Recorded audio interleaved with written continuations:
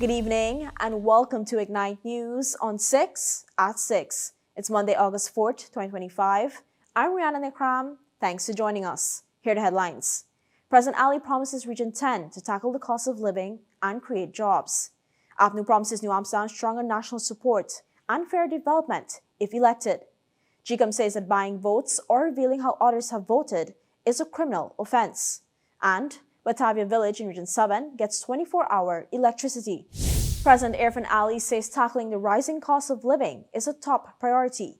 And Region 10 will see targeted investments and new tourism incentives if the People's Progressive Party Civic is re-elected.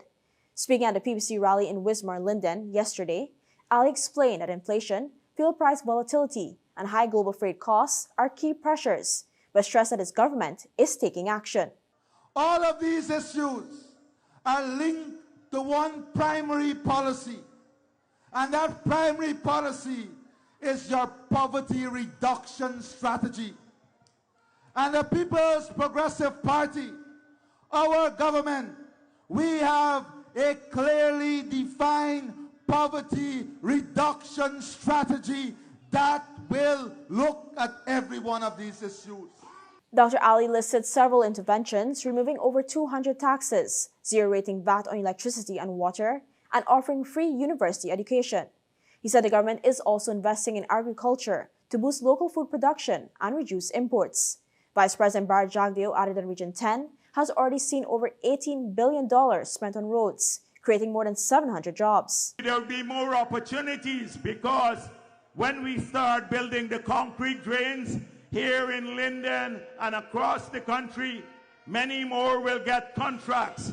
Those who want to start a small business, we are now setting up a development bank so that you can get a zero-interest loan to start and expand your small business.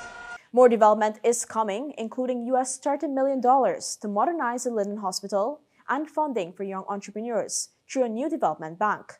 Jagdeo said residents can expect more jobs, better health care, and support for small businesses under the PPC's long-term plan. If a Partnership for National Unity wins the September 1st elections, New Amsterdam could see stronger national support to boost regional growth. That's according to Mayor Wainwright McIntosh, who told a weekend APNU public meeting that the Berbice Township has long been sidelined and underfunded. I often wonder, why is the mayor and town council not doing anything? And of course, this was from the outside point of view. Not until I entered to serve my fellow citizens, I realized New Amsterdam was marginalized and it continued to be marginalized.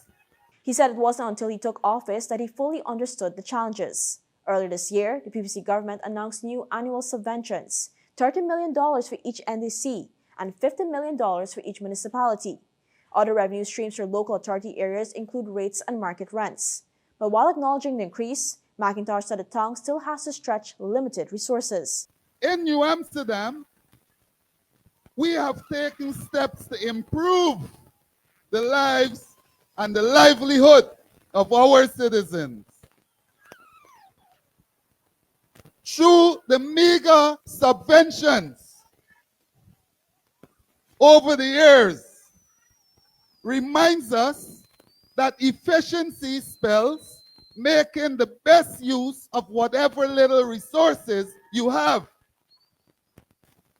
Our local efforts need a national government that shares our commitment to accountability, development, and fairness for all.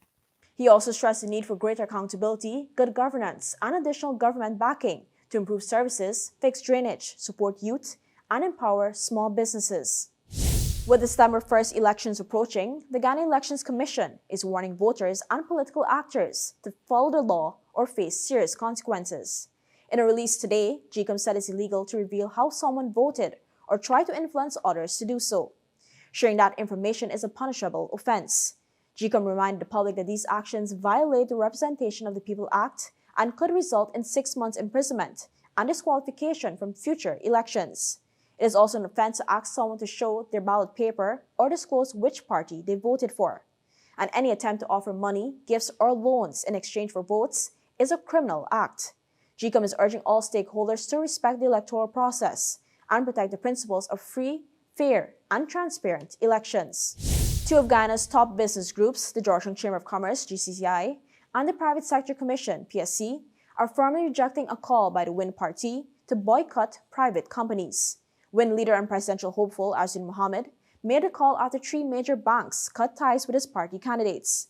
Those banks, Demarar Bank, GBTI, and Citizens Bank, acted following U.S. sanctions on Mohammed for alleged gold smuggling and corruption. The GCI defended the banks, stating they acted within the law by limiting exposure to sanctioned individuals. It warned that politicizing economic decisions could erode public trust and harm investor confidence. The PSC echoed this view, calling Mohammed's proposed boycott reckless, inflammatory, and both politically and economically irresponsible. It stressed that private businesses make decisions based on legal requirements and risk management, not political influence. The Ghana Association of Bankers also weighed in, saying all local banks must follow anti-money laundering and global compliance rules. It reiterated its commitment to maintaining a secure and law-abiding financial sector that supports national development. When we return, the Ghana Manufacturing and Services Association welcomes a new U.S. tariff rate, Linden leaders rallying behind President Ali's re-election bid, and a remote village celebrating its first 24-hour solar-powered electricity. Stay with us. Fuel it up and drive, super 95, tune up. Fuel it up and drive, super 95, tune up. Protect your fuel system, boy. High mileage and performance, boy.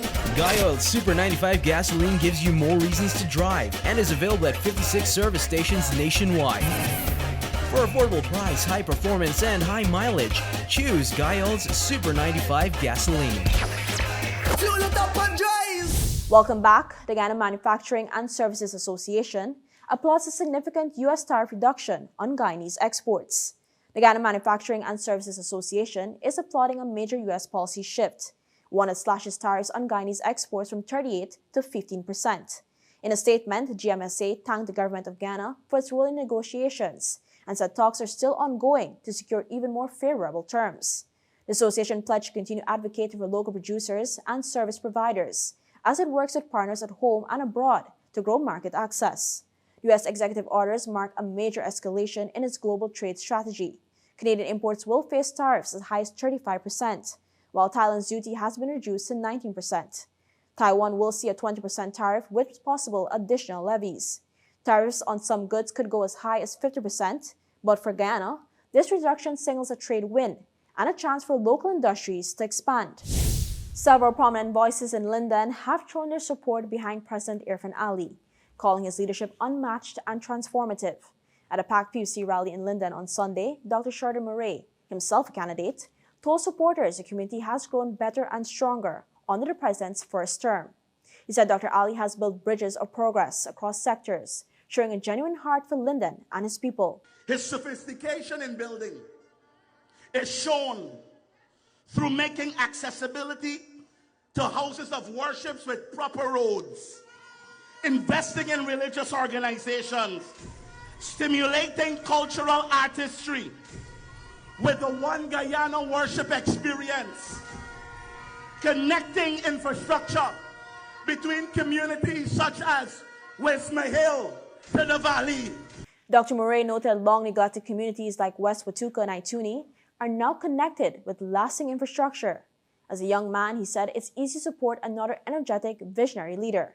Former APNU Member of Parliament Jermaine Figueira also endorsed Dr. Ali, pointing to new house lots, schools, and other developments in Region 10. This election is about competence, experience, vision, and the ability to deliver. Of all of the candidates offering themselves, I say to you that President Mohammed Irfan Ali's vision is superior. His experience, his competence far supersedes all others. He praised the president's work ethic and drive, urging residents to turn out and vote on September 1st. The village of Batavia in Region 7 is celebrating a major milestone. After years of limited access, The community now has 24-hour electricity, thanks to the completion of a government-installed solar farm. Located along the Cayuni River, Batavia had long relied on kerosene lamps, firewood, and costly generators.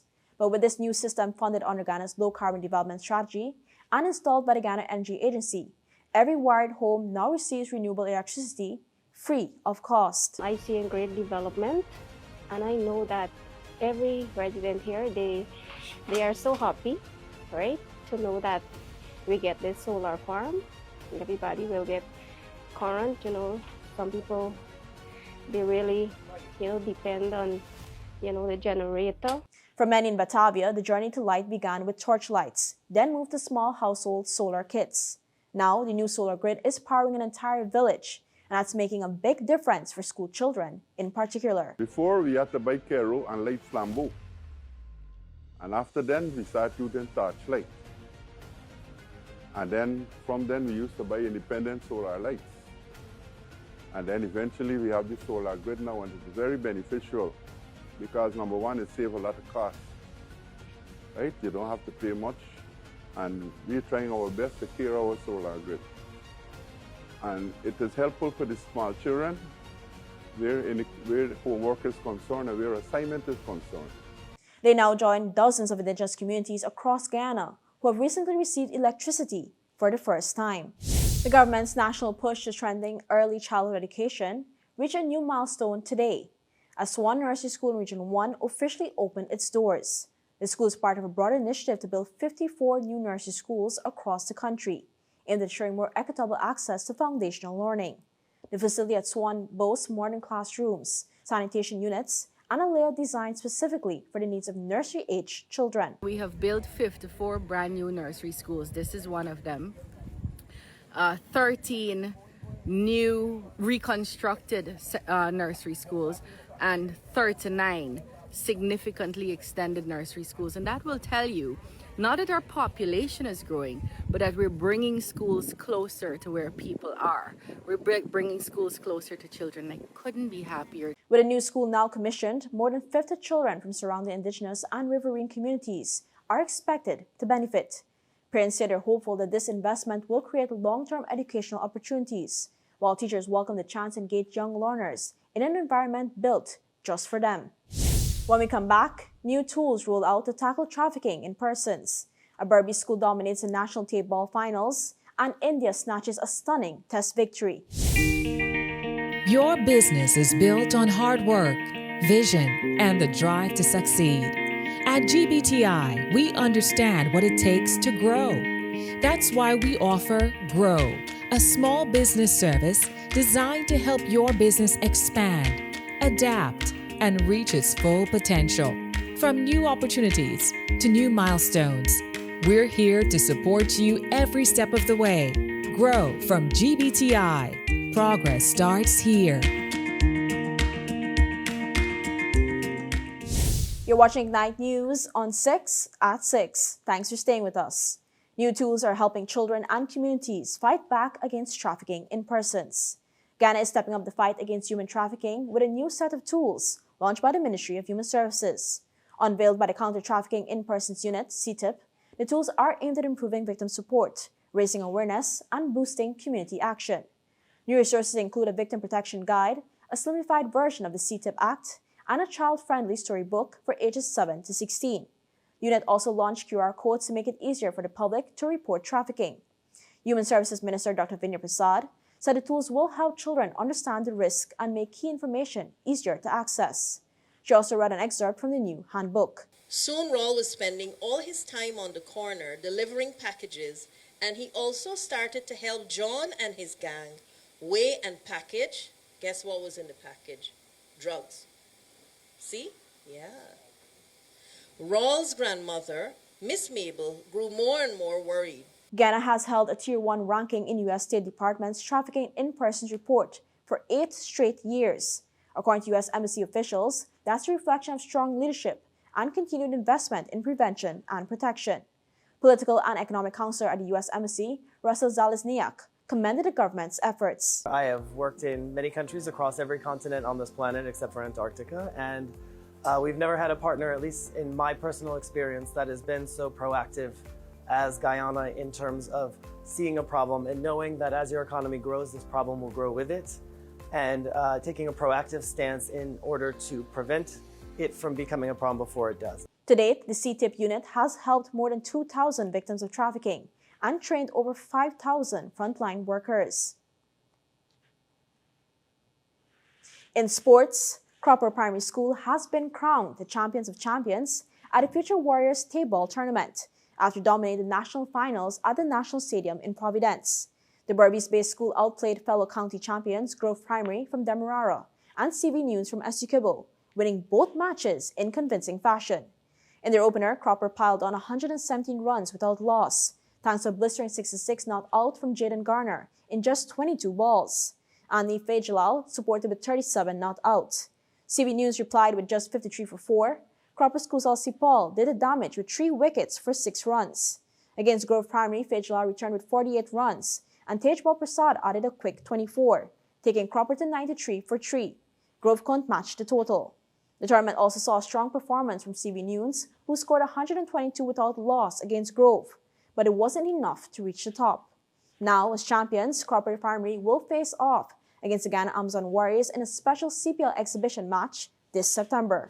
India has pulled off a heart-stopping victory at the Oval, winning the final test against England by just 6 runs to draw the series. Pacer Mohammad Siraj was the hero, taking the final 3 wickets, including a deadly Yorker to bowl out Gus Atkinson and complete a 5-wicket haul.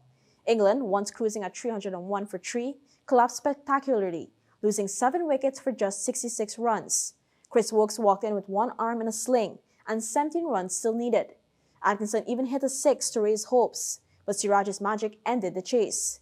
Indian captain Chuman Gill called it one of the most dramatic matches he's ever seen. The pressure had been building since yesterday, when Siraj dropped Centurion Harry Brook, an error that almost proved costly. But redemption came fast. England fell just short of completing their 2nd highest chase ever, and the overcrowd witnessed one of Test cricket's most nail-biting finishes. India now walks away with a tied series since the 3rd Test had ended in a draw. Still ahead, a top Caribbean CEO urges the region to forge its own economic path. Trump fires America's statistics chief after a weak jobs report. And new U.S. aid rules require states to back Israel or lose disaster funding.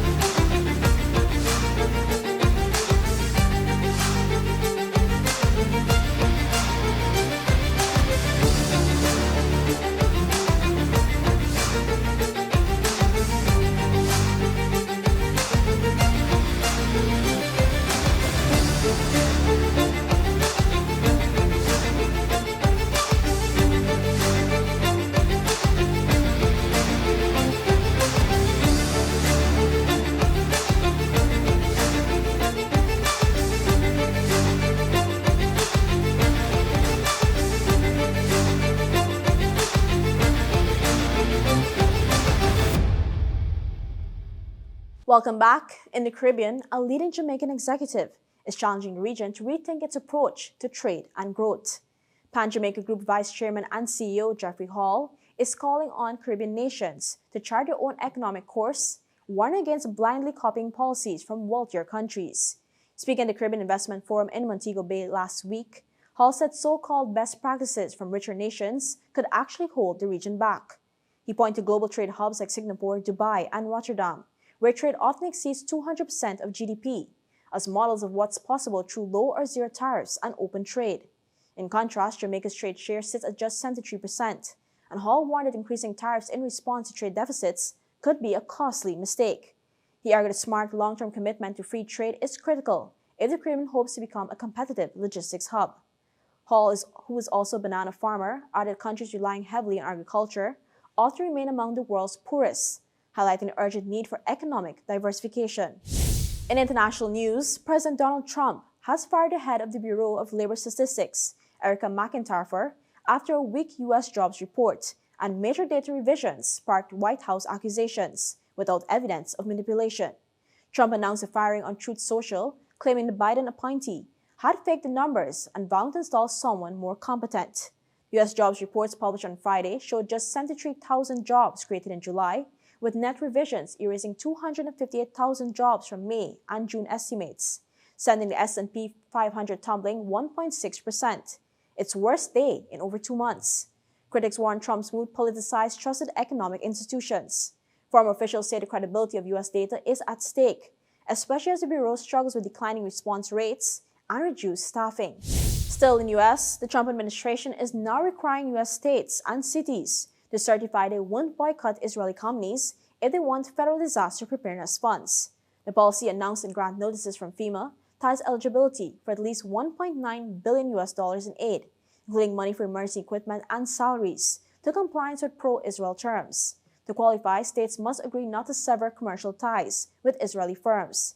The move is part of a broader push by the Trump administration to combat the boycott, divestment, and sanctions movement designed to put economic pressure on Israel to end its occupation of Palestinian territories. At least 34 U.S. states already have anti-BDS laws or policies. Still, critics say tying routine emergency funding to political alignment sets a troubling precedent. Supporters like the American Jewish Committee backing the policy call BDS anti-Semitic. Under the new rules, major cities including New York, set to receive over $92 million, must agree to the policy to get their share of terrorism prevention funds. And that's all for this edition of Ignite News on 6 at 6. For more stories, visit ignitenews.com or follow us on social media. Thanks for watching. I'm Rihanna Nikram. See you tomorrow for more Ignite News.